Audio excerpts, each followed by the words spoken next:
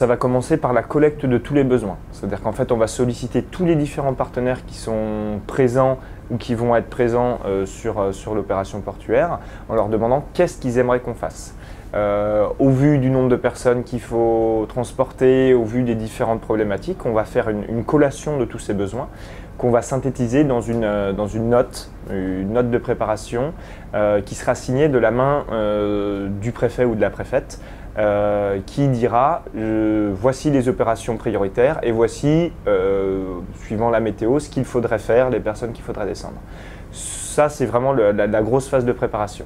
Ensuite, va commencer donc, la rotation en elle-même, c'est-à-dire dès le début, dès l'escale à La Réunion, où là on vérifie que tout le monde monte à bord, on organise les différentes formations, on organise vraiment toutes les différentes livraisons, en lien avec les différents responsables d'étaf qui sont présents à bord et pendant l'escale.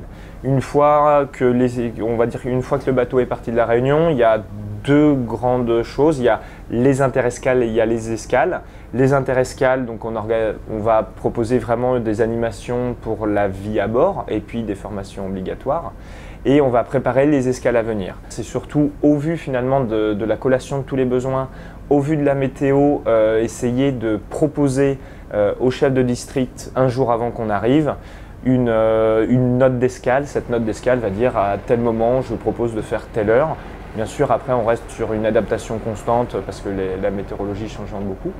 Et puis donc en escale, c'est un lien constant entre le pilote d'hélicoptère, l'équipage, les agents d'étaf embarqués, les partenaires embarqués et le chef de district pour mener à bien toutes les opérations dans un contexte qui est parfois difficile au niveau météorologique.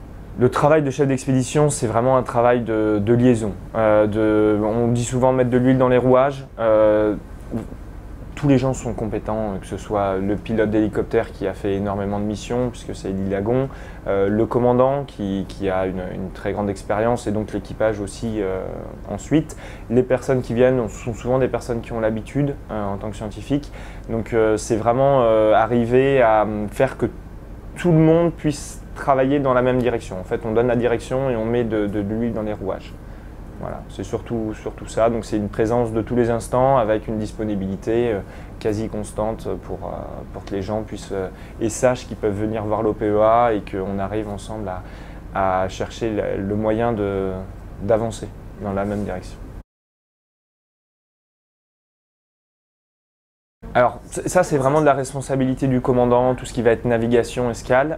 Moi ce que je vais lui dire c'est j'aimerais arriver à tel endroit à telle heure pour faire telle mission et lui dira bon ben au vu de ce que tu demandes, moi je vais plutôt me mettre à tel endroit, faire de telle manière.